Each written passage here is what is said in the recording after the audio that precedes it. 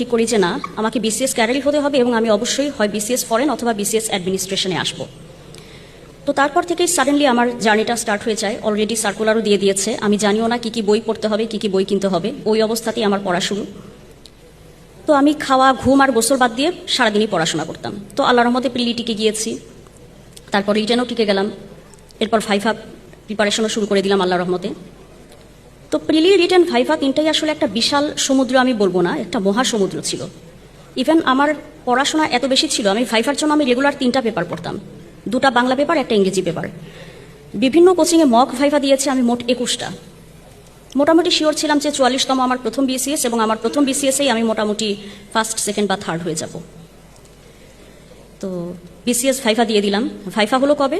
2024 সালের জুলাই মাসে, একদম গণ অভ্যুত্থানের তার টালমাটাল সময়ে। সেই অবস্থাতেও মাথা ঠান্ডা করে রেখে আমি ভাইভাটা দিয়েছি।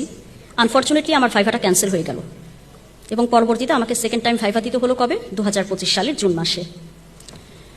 তো যাই হোক, সম্পূর্ণ নতুন সিচুয়েশনে আমি আবারও খুব ভালোভাবে ভাইভার প্রিপারেশনটা নিলাম। ভাইভাও খুব ভালো হলো। তো 30 জুন যখন রেজাল্টটা পাবলিশ হলো, আমি দেখলাম আমার রেজাল্টটা নন ক্যাডার।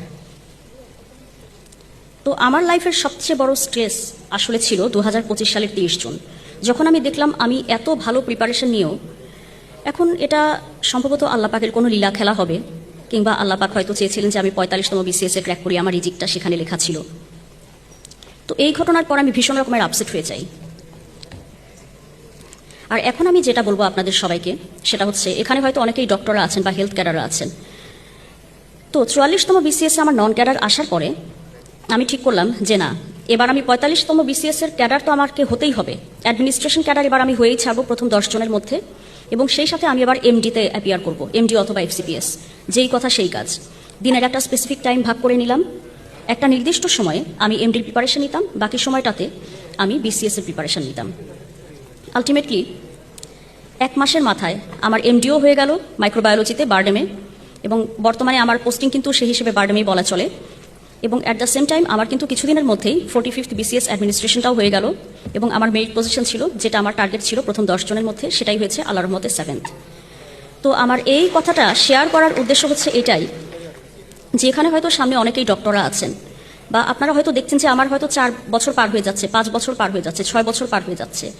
আমি কত বছর বেকার ছিলাম? 6 বছর ডিরেক্ট। ঢাকা মেডিকেল থেকে পাশ করার পর 6 বছর আমি ডিরেক্ট বেকার, হাতে একটা টাকাও নাই, সেফ এই অবস্থায় ছিলাম আমি। ওর তার মধ্যেও আমি পড়াশোনা কন্টিনিউ করেছি।